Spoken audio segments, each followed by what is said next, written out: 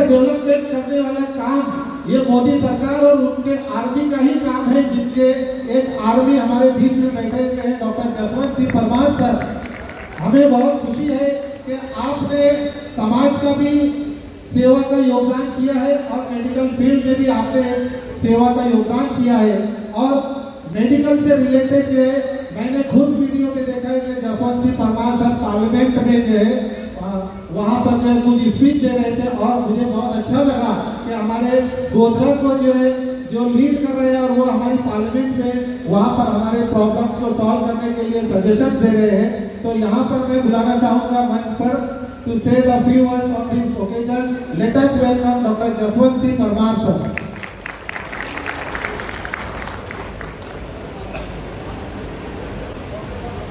Thank you. आज Shamlaji homeopathic medical college અને વીર Ghantakarna physiotherapy college અને એનો 8મો પદવીદાન સમારંભ। આ સમારંભમાં આપણી વચ્ચે ઉપસ્થિત આપણી પોતાની યુનિવર્સિટી એક ગોવિંદ ગુરુ યુનિવર્સિટી અને આ યુનિવર્સિટી એટલે ગોધરાની પંચમહાલની અને હવે ગુજરાતની શાન એવી આ યુનિવર્સિટીના vice chancellor sir professor Haribhai. આ પ્રોફેસર હરિભાઈ હમણાં થોડા મહિના પહેલા જ એમણે ચાર્જ સંભાળ્યો છે, પરંતુ જે લોકો એમનું સોશિયલ મીડિયા ફોલો કરતા હશે અથવા જોતા હશે એમને રેગ્યુલર, તો એના પરથી તમને એટલી ખબર પડશે કે સાહેબ ખૂબ જ પ્રો છે। તમારી ભાષામાં કહે તો પ્રો મેક્સ પણ કહી શકીએ છીએ। રીઝન ઇઝ ધેટ કે તમે જોશો તો અંતરિયાળ કોલેજો, અંતરિયાળ સ્કૂલો અને ત્યાં જે વિદ્યાર્થીઓ સાથેનો સંવાદ, આ એક કડી આપણા વિસ્તારમાં ક્યાંક ને ક્યાંક ખૂટતી હતી। અને હું એમને આ વિસ્તારના એક લોકોના ગ્રુપને જ્યારે લીડ કરી રહ્યો છું, આમ તો ગુજરાતને રિપ્રેઝેન્ટ કરી રહ્યો છું, પરંતુ મેડિકલ ફિલ્ડની વાત કરીએ તો આખા એરિયાના એક પ્રતિનિધિ તરીકે હું સાહેબનો ખૂબ ખૂબ ધન્યવાદ કરું છું। સૌથી પહેલા તો એમની બાજુમાં બેઠેલા વિશાલભાઈ, શરીર પણ વિશાળ, મન પણ વિશાળ, મિશન પણ વિશાળ અને દિલ પણ વિશાળ એવા અમારા વિશાલભાઈને હું સૌથી પહેલા તો મને આમંત્રિત કરવા માટે ખૂબ ખૂબ ધન્યવાદ આપું છું। અને એમણે જે વાત કીધી કે આપણા વિસ્તાર માટે હંમેશા જાગૃત રહી અને તમારા નહીં પરંતુ આપણા પ્રોબ્લેમ તરીકે જે કંઈ પ્રોબ્લેમ્સ હોય આપણા પ્રોબ્લેમ્સ તરીકે સોલ્વ કરવાનો હંમેશા હું પ્રયત્ન કરીશ એની હું ખાતરી આપું છું। સાથે આપણા પ્રિન્સિપાલ શ્રી ગુપ્તાજી, મિત્ર શ્રી અરવિંદ મનહારજી અને સામે બેઠેલા સર્વે કે જેઓ આજે ડિગ્રી લેવા જઈ રહ્યા છે હોમિયોપેથી અને ફિઝિયોથેરાપીની અને તેમના વાલી, આપ સર્વેને મારા સૌથી પહેલા તો નમસ્કાર। અમે એઝ એ પોલિટિશિયન કોઈ પણ જગ્યાએ જ્યારે આ રીતે ભાષણ કરવા માટે કે સ્પીચ આપવા માટે ઊભા થઈએ ત્યારે સૌથી પહેલા ચિંતા હોય કે જો પ્રોગ્રામ લાંબો ખેંચાય તો ઓડિયન્સ ખાલી થવાનો, પણ આજે ટેન્શન નથી કારણ કે જ્યાં સુધી ડિગ્રી નથી મળવાની ત્યાં સુધી કોઈ જવાબ નથી। એટલે આજે થોડી બે ચાર વાતો કરીશું, આપણે ફિલ્ડની પણ કરીશું, આઉટ ઓફ ધ ફિલ્ડની પણ થોડી કરીશું કે મિત્રો આજે ડિગ્રી તો મળી જશે, પરંતુ વિશાલભાઈએ કીધું એમ ભણવાનું નથી પણ પ્રેક્ટિસ કરવાની છે કે ડોક્ટર્સ આર ઓલવેઝ પ્રેક્ટિસિંગ, કે આપણે હંમેશા પ્રેક્ટિસ કરવાની છે। પણ આ પ્રેક્ટિસની અંદર પણ હવે તમારા પાસે કોઈ છત્રછાયા નથી। અહીં જ્યાં સુધી કોલેજમાં હોઈએ, હું પણ જ્યારે કોલેજમાં હતો ત્યારે આપણે ઇન્ટર્નશિપ કરતા હોઈએ, અમે એઝ એ સર્જન કંઈ નક્કી નહોતું પહેલાંથી, MBBS કર્યા પછી જ્યારે વોર્ડમાં જતા સ્પીચ લેવા માટે અમે પડાપડી કરતા કે ઇમરજન્સીમાં જઈએ અને ટાંકા લેતા શીખી દઈએ। તો ત્યાં કોઈની છત્રછાયા હોય, આપણા સિનિયર હોય ત્યાં આગળ અને આપણને હાથ પકડીને શીખવાડે, પરંતુ ફિલ્ડમાં ગયા પછી તમે જ તમારા બોસ છો, તમે જ તમારા જજ છો અને તમે જ તમારા સાથી છો. એટલે કે તમે જ એકલા છો અને તમે એકલા પણ નથી. આ બંને વસ્તુનું બેલેન્સ કરીને જ્યારે તમે પ્રેક્ટિસ કરશો તો એ પ્રેક્ટિસમાં મને ખાતરી છે કે કોઈ વાંધો નથી આવવાનો. પરંતુ સાહેબે કીધું એમ આસપાસની અંદર જેટલા પણ સિનિયર ડોક્ટર્સ છે એમની પાસે હંમેશા એક સારો સંબંધ બનાવવો પડે. એમને ખબર છે આપણને આવડે છે, આપણે એમના તારું ભણીને આવ્યા છે, લેટેસ્ટ ભણીને આવ્યા છે, પરંતુ એમને એક રિસ્પેક્ટની જરૂર હોય છે. તો એ કોઈક ને કોઈક તમને એમનો એક ઓપિનિયન લો, દે વિલ ગાઈડ યુ. અને આવનારા ફ્યુચરમાં કોઈ પણ મુશ્કેલી આપણને કહીને નથી આવતી ત્યારે મુશ્કેલીના સમયથી તમારી જોડે ઊભા રહે છે, એમાં કોઈ શંકા નથી. કારણ કે આપણી પ્રેક્ટિસ એ લાઈવ સ્ટોક સાથેની પ્રેક્ટિસ છે. આપણે જીવતા માણસ સાથે કામ કરી રહ્યા છીએ. એની એક પણ ભૂલ એ ક્યારેક મોટી મુશ્કેલીને નોંધી છે. ત્યારે ટેકનિકલ વાત કરું તો આ દરેક હોમિયોપેથી વાળા મિત્રો કે જે આપણા અંતરિયાળ વિસ્તારની અંદર કે સિટીમાં કોઈ પણ જગ્યાએ પ્રેક્ટિસ કરવા માટે જ્યારે પણ બેસો ત્યારે તમને થશે કે સાહેબ અમારે વધારે સાધનોની જરૂર નથી હોતી, પરંતુ ECG મશીન બધા લઈ લેજો. કોઈ પણ પેશન્ટ તમને એપિગેસ્ટ્રિક પેઇનની કમ્પ્લેન કરે કે શોલ્ડર પેઇનની કમ્પ્લેન કરે અને ઇઝ મોર ધેન 40 અને blood pressure is bottom line, then always go for ECG. એટલે કે તમારે સૌથી મોટી ચિંતા એક જ વસ્તુ હોય, પેશન્ટને તમે માની લો કે હોમિયોપેથીમાં કરો છો પ્રેક્ટિસ, પરંતુ ઈચ્છા થાય કે ના ચાલો એકાદને ડ્રીપ પણ આપી દેવી છે, તો ચાલુ ડ્રીપે પેશન્ટને ચેસ્ટ પેઇન થાય અને પછી તમારે એને લઈને દોડવું પડે એવી કોઈ પ્રેક્ટિસ ન કરતા. It's better to be safe. પહેલા સેફ થઈ જાઓ તમે કે તમને જ્યાં પણ ડાઉટ લાગે ત્યાં એક ECG કરી લો, પછી બધી આગળની વાત. પરંતુ આ થઈ પ્રાઇવેટ પ્રેક્ટિસની વાત, જેના વિશે તમને જ્યાં પણ તમે ક્યાંક ને ક્યાંક ઇન્ટર્નશીપ માટે ગયા હશો ત્યાં તમને આ બધું શીખવાડવામાં આવ્યું છે. બેઝિક વસ્તુ હંમેશા શીખી લેવી. બેઝિક એન્ટીબાયોટિક્સ, બેઝિક ડ્રેસિંગ, સુચરિંગ, હવે તો સ્ટેપલર આવી ગયા, પરંતુ સ્ટેપલર ઇઝ એન ઓપ્શન. એને ઓપ્શનમાં જ રાખજો. હેન્ડ સ્યુન ટેકનિક છે, ઇટ્સ અ બેસ્ટ ટેકનિક.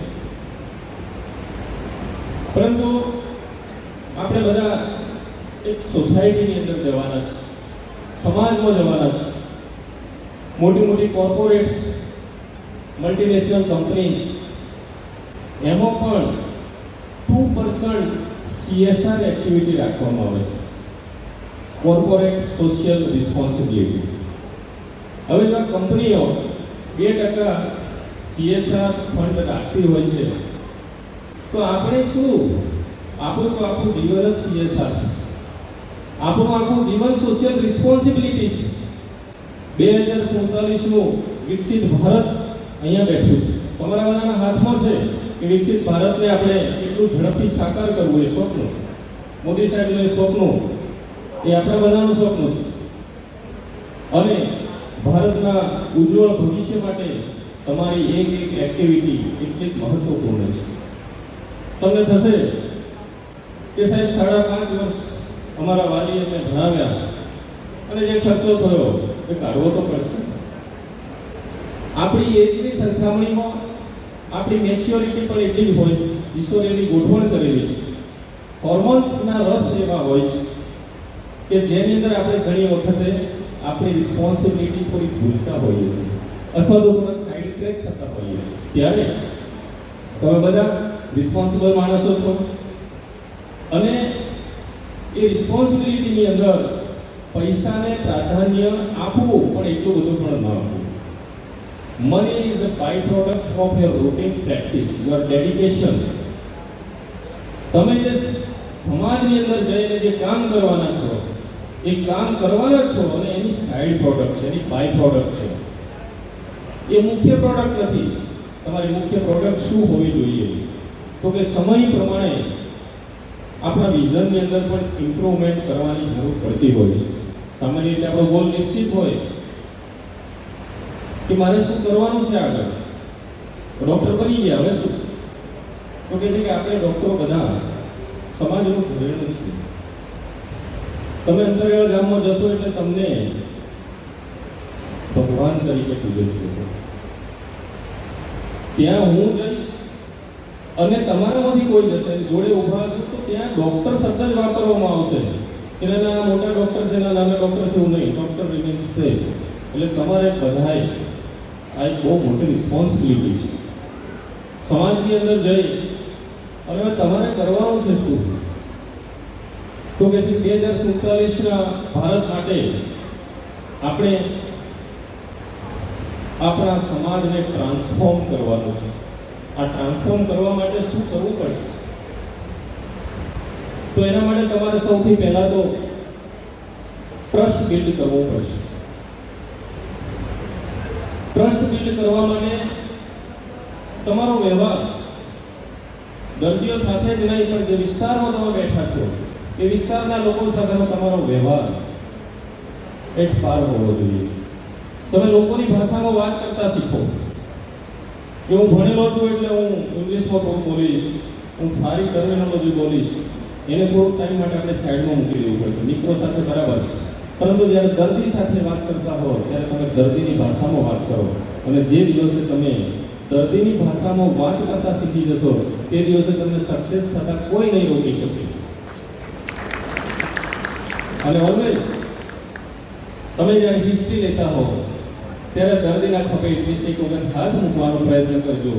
આ હાથ ખભે મૂકો એટલે તમને એક વસ્તુ 100% ફીલ થશે, દર્દીને એક વસ્તુ ફીલ થશે, એના ડૉક્ટર મારી સાથે છે, મારા મિત્ર ભાવ છે, મિત્ર ભાવે મને મદદ કરી રહ્યા છે. એટલે કે એટલીસ્ટ એટલું થઈ જશે મારી જોડેથી વધારાની ફી નહીં લે. અને નહીં જીવો તમે, મને ખાતરી છે, કારણ કે તમે શામળાજી હોમિયોપેથિક મેડિકલ કોલેજના સ્ટુડન્ટ છો. તો આ દર્દી સાથેના વ્યવહારની વાત છે. અને આ વ્યવહાર જ્યારે તમે કરતા થઈ જશો, દર્દીની ભાષામાં વાત, દર્દીના ખભે હાથ, it will build trust on you. દર્દીનો તમારા પ્રત્યેનો ટ્રસ્ટ વધશે. અને આ it is not an acting, it's a part of your life. You have to incorporate everything inside you. આ તમારી જાતને અંદર વણી લેવાની છે. ડે ટુ ડે લાઈફની અંદર જ્યારે તમે આ વણી લેશો એટલે પહેલા તો ટ્રસ્ટ બિલ્ડ થશે. ટ્રસ્ટ બિલ્ડની સાથે સાથે ટેકનોલોજી, સમયની સાથે આપણે જોઈએ છે કે ડે ટુ ડે લાઈફની અંદર ટેકનોલોજી કેટલી ઇમ્પ્રૂવ થઈ રહી છે.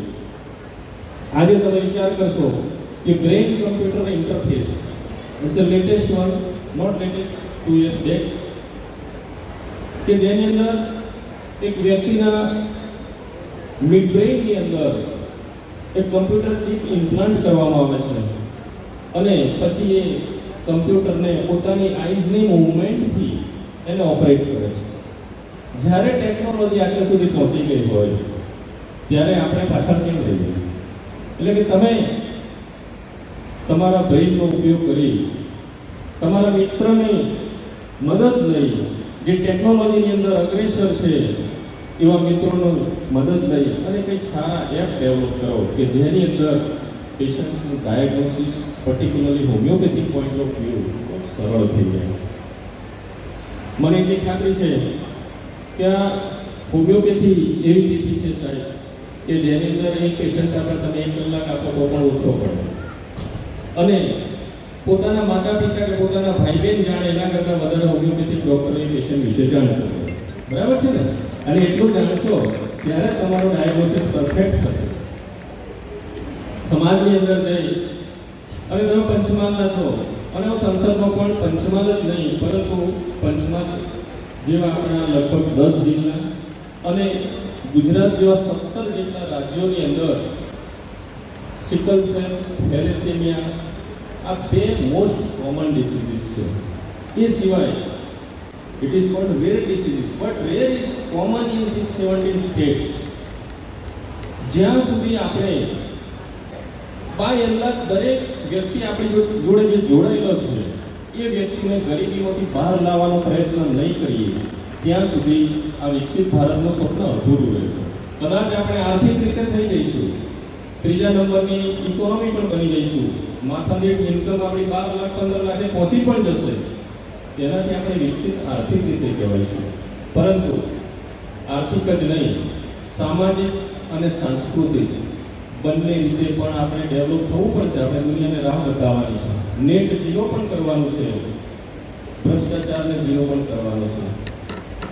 તમે બધા સમાજમાં જશો, આસપાસના અંતરિયાળ વિસ્તારમાં બેસશો એટલે એવું થશે કે હું ગોધરાની નજીક બેસું અથવા મારા મેઇન સિટીની નજીક બેસું, જેથી કરીને મારાથી અપડાઉન થાય. પરંતુ હું મિત્રો તમને એક વાત કહીશ કે તમારે તમારી જો પ્રેક્ટિસ ખરેખર શરૂઆતથી પૂર્ણ કરવી હશે તો તમે 24 કલાક આપો, એ વિસ્તારને 24 અવર્સ આપો. તમે ત્યાં જુઓ, ત્યાંના લોકો જોડે હળો મળો, ત્યાંની ભૌગોલિક પરિસ્થિતિ, સામાજિક પરિસ્થિતિ, એના વિશેનું જ્ઞાન મેળવો. તમને ખબર નથી તમારી પાસે જે લોકો આવતા હોય છે એ 500-1000 રૂપિયા મેક્સિમમ લઈને આવતા હોય, ત્યાંથી લઈને આવે છે એ જાણવાનો પ્રયત્ન કરો. હું જ્યારે પ્રેક્ટિસ કરતો હતો ત્યારે ઘણા બધા દર્દીઓ ઓપરેશન કરાયા પછી જ્યારે બિલ ભરવા માટે આવે ત્યારે એવું કહેતા કે સાહેબ આજે આટલા રૂપિયા છે, બાકીના હું મારી રકમ મૂકીને આપીશ તમને થોડા દિવસ પછી. તમે જ્યારે આ વસ્તુ સાંભળો, જ્યારે તમે એના ઊંડાણમાં જાઓ, ત્યારે તમારા અંદર એક ભાવ ઊભો થાય કે વ્યક્તિના ઘરની અંદર રૂપિયાની કમી છે, એને જીવ બચાવવા માટે, તમને ફીસ આપવા માટે એની રકમ ગીરવે મૂકવાની વાત કરે છે. ત્યારે આપણામાં રહેલી જે માનવતા છે તે માનવતાને પૂર બહારમાં ખીલવા દેજો, એને દબાવતા નહીં. આ મારી તમને બધાને વિનંતી છે. મિત્રો, આ ટેકનોલોજીની વાત થઈ. ટેકનોલોજી પછી આવે ટ્રાન્સફોર્મેશન. એ ટ્રાન્સફોર્મેશન માટે શું કરવું હું તમને જણાવું, પરંતુ એના પછી આવશે ટીમ વર્ક. જે મેં તમને પહેલા કહી દીધું કે આપણે સારા મિત્રોની ટીમ બનાવો છો, એની અંદર 2 સિનિયર પણ હોવા જોઈએ કે જે આપણને આપણી પ્રેક્ટિસની અંદર મદદરૂપ થાય. ટ્રાન્સફોર્મેશન માટે you have to reform, you have to perform, and that will lead to transform you. આજના સમયમાં આમાંથી ઘણા બધા આપણા ફિમેલ ડોક્ટર્સ છે, એમને માટે ખાસ સૂચન છે કે સારા જીવનસાથી મળી જાય એટલે પ્રેક્ટિસ બંધ ના કરી દેતા. હું તો તમને બધાને સલાહ આપું છું કે પહેલા પ્રેક્ટિસ ચાલુ કરો, than after you run for જીવનસાથી. અને તમારી પ્રેક્ટિસને કન્ટિન્યુ કરજો. નહીં તો તમારા માતા પિતાએ જે 5.5 વર્ષ તમારી પાછળ જે સમય ફાળવ્યો છે, પૈસા ફાળવ્યા છે, એનો કોઈ મતલબ નથી. એટલે કે આ આપણી સોશિયલ રિસ્પોન્સિબિલિટી છે. તમે તમારા સમાજના, તમારા કુટુંબના, કદાચ પહેલા ડોક્ટર પણ હોઈ શકો છો, ત્યારે કુટુંબની પણ એટલી જ કાળજી રાખજો કે આપણે આખા દેશની અંદર આ જે મેં રેર ડિસીઝની વાત કરી છે, રેર ડિસીઝને આપણે કઈ રીતે અટકાવવા, એ પણ તમારી જવાબદારી બને છે.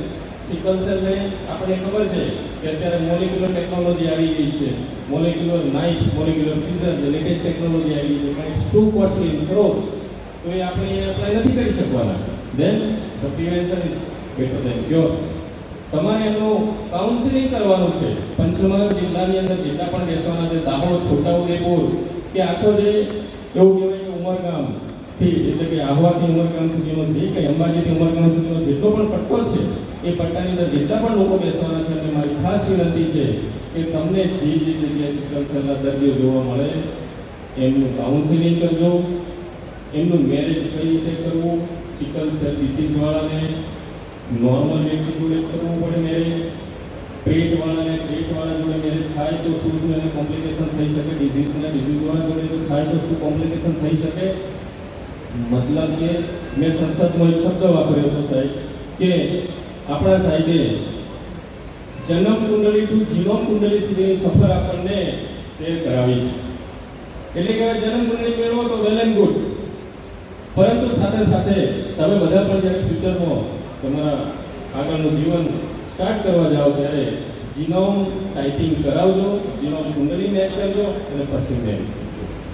ત્યારે આ ટેકનોલોજીની વાત થઈ, ટ્રાન્સફોર્મેશનની વાત થઈ, ટ્રસ્ટ બિલ્ડિંગની વાત થઈ, હજુ આપણે ઘણી બધી વાતો કરી શકીએ, પરંતુ પાછો હોલમાં જગ્યા કદાચ આથી થવા મળે એના કરતાં હું તમને જણાવું છું કે તમે મને આજે અહીંયા બોલાવ્યો, તમે મને બોલવાની તક આપી, મારું સન્માન કર્યું, તે બદલ આપ સર્વનો ખૂબ ખૂબ આભાર. અને ખાસ કરીને વિશાલભાઈ કે જેમણે આ ગોધરા સંસ્થાન માટે એમના પિતાશ્રીઓને નકશે કદમ એમની જે એક્ટિવિટી જે ચાલુ છે એ ઉત્તરોત્તર ઝાડમાંથી મોટું વટવૃક્ષ બને અને હંમેશા લીલું રહે, ફૂલ ફાલ્યું રહે એવી શુભેચ્છા સાથે લીધું.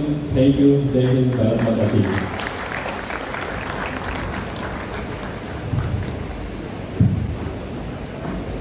Thank you very much, sir.